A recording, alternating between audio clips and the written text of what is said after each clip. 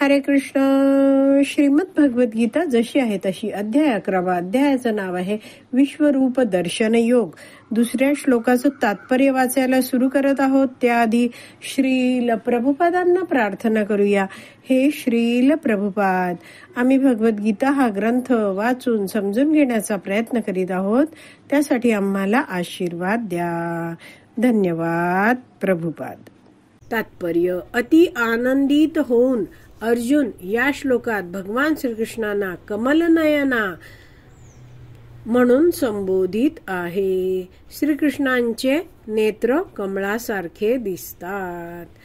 कारण पूर्वीच्या अध्यायात श्रीकृष्णांनी निश्चितपणे सांगितले आहे की अहम कृत्स्नस्य जगतः प्रभव प्रलयस्तथा.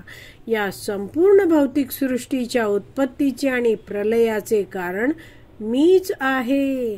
अर्जुनाने याबद्दलचे सविस्तर वर्णन भगवंतांकडून ऐकले आहे.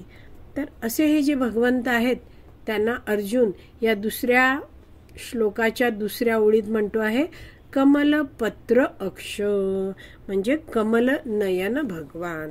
तर भगवान श्रीकृष्णांच्या शरीरावर एकूण 8 कमळ आहेत. जसं चरणापासून आपण दर्शन घेतो तर चरण आहेत 2, ते काय आहेत 2 चरण कमल आहेत. तर भगवंतांचे चरण कमळासारखे अतिशय सॉफ्ट नाजूक असे आहेत. नंतर आपण जसं भगवंतांचं दर्शन वर घेत जातो, वर बघत जातो, तर नाभी म्हणजे बेंबी येते. तर त्या नाभीला काय म्हटलं जातं? नाभी कमळ.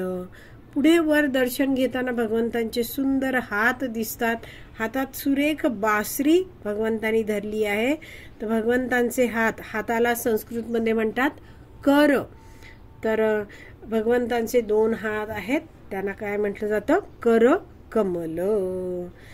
नंतर पुढे आपण भगवंतांचं मुख कमल याचं दर्शन घेतो आहोत, तर ते मुख कमल. आणि नंतर भगवंतांचे सुंदर डोळे आपण बघतो, ते आहेत नयन कमल. म्हणजे 2 चरण कमल, 2 कर कमल, 2 नयन कमल, हे झाले 6.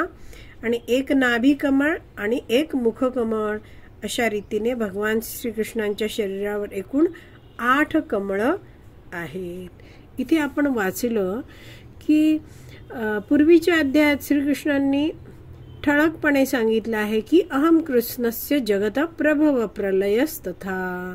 तर हा 7.6 आहे. त्याच्या दुसऱ्या ओळीच बद्दल इथे उल्लेख आहे. तर त्याचा अर्थ काय आहे? या संपूर्ण भौतिक सृष्टीच्या उत्पत्तीचे आणि प्रलयाचे कारण मीच आहे. तर भगवंतांनीच ही सगळी माहिती अर्जुनाला आधीच दिलेली आहे.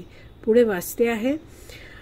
अर्जुनाने याबद्दलचे सविस्तर वर्णन भगवंतांकडून ऐकले आहे.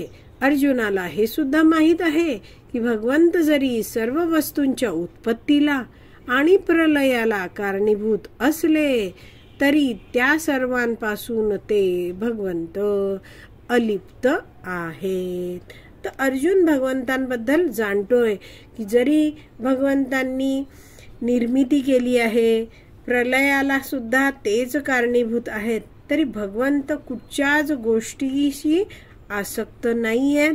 कुठच्याही गोष्टीमुळे भगवंत प्रभावित होत नाहीत. पुढे वाचते आहे. 9व्या अध्यायात भगवंतांनी सांगितल्याप्रमाणे ते सर्वव्यापी आहेत, पण तरीही व्यक्तिशः ते सर्वत्र उपस्थित नाहीत. हेच श्रीकृष्णांचे अचिंत्य ऐश्वर्य आहे आणि अर्जुनाने हे आपल्याला संपूर्ण समजल्याचे मान्य केले आहे. तर असे हे जे भगवंत आहेत त्यांच्या बद्दल म्हटलं आहे की व्यक्तिशः भगवंत सर्वत्र उपस्थित नाही आहेत. तर असे हे जे भगवंत आहेत त्यांना सगळीकडे उपस्थित राहण्याची आवश्यकताच नसते. तर जसं म्हटलं जातं की भगवान श्रीकृष्णांकडे अनंत म्हणजे अनेक साऱ्या शक्ती आहेत आणि त्या सर्व शक्ती आहेत त्या भगवंतांच्या मार्गदर्शनानुसार सगळी कार्य करत असतात. तर प्रत्येक ठिकाणी किंवा सर्व ठिकाणी स्वतः भगवान श्रीकृष्णांना उपस्थित राहण्याची आवश्यकता नसते. जसं समजावलं जातं की एक मोठा कारखानदार आहे ज्याचे 10 मोठे मोठे कारखाने आहेत. तर रोज सर्व कारखान्यांमध्ये, सगळ्या कंपनींमध्ये त्या कारखानदाराला स्वतः जायला लागत नाही. त्यांनी आपल्या सगळ्या कारखान्यांमध्ये मॅनेजर, सुपरवायझर सगळे असे नेमून ठेवलेले लोक आहेत. तर आणि ते सगळे जे आहेत, मॅनेजर आहेत, सुपरवायझर आहेत, ते आपल्या मालकाच्या आज्ञेनुसारच सगळी कंपनीची कार्य चालवतात. तर इथे जसं म्हटलं आहे ना की अर्जुनाला माहिती आहे की भगवंत सर्व वस्तूंच्या उत्पत्तीला आणि प्रलयाला कारणीभूत असले तरी भगवंत सर्वांपासून अलिप्त आहे. का? कारण भगवंतांनी 9व्या अध्यायात याबद्दल आधीच सांगितलं आहे. 9.4 आहे श्लोक, तो वाचूया. त्यामध्ये भगवंत म्हणतात, मया ततमिदं सर्वं जगत अव्यक्त मूर्तीना मत्स्थानी सर्वभूतानी न च अहम तेषु अवस्थितः. मी माझ्या अव्यक्त रूपाद्वारे हे सर्व जगत व्यापले आहे. सर्व जीव माझ्या ठाई आहेत, परंतु मी त्यांच्या ठाई नाही. तर ह्याचा अर्थ काय आहे? भगवंतांवर सगळे आश्रित आहेत, अवलंबून आहेत. मात्र भगवान श्रीकृष्ण हे कुणावरच अवलंबून नाहीयेत. त्यांना कुणाचाही आश्रय घ्यायला लागत नाहीये. आणि म्हणून आपण आत्ताच पुढे वाचलं ना तात्पर्यात की अर्जुन हे सगळं जाणतो आहे आणि 9व्या अध्यायात भगवंतांनी सांगितलंय की ते सर्वव्यापी आहेत आणि व्यक्तिशः ते सर्वत्र उपस्थित नाहीये. हे आपण जाणून घेतलंय आणि हेच श्रीकृष्णांचं अचिंत्य ऐश्वर्य आहे. अचिंत्य म्हणजे काय? आपल्या चिंतनाच्या पलीकडे आहे. आपण ह्याची कल्पनाच करू शकत नाही की एकाच ठिकाणी भगवंत आध्यात्मिक जगतात आहेत आणि त्यांच्या इच्छेने इथे या भौतिक जगतात एवढी सगळी कार्य आहेत ती पार पडतात. तर हेच भगवंतांचं अचिंत्य ऐश्वर्य आहे. आणि अर्जुनाने ते आपल्याला संपूर्णपणे समजल्याचे मान्य केले आहे.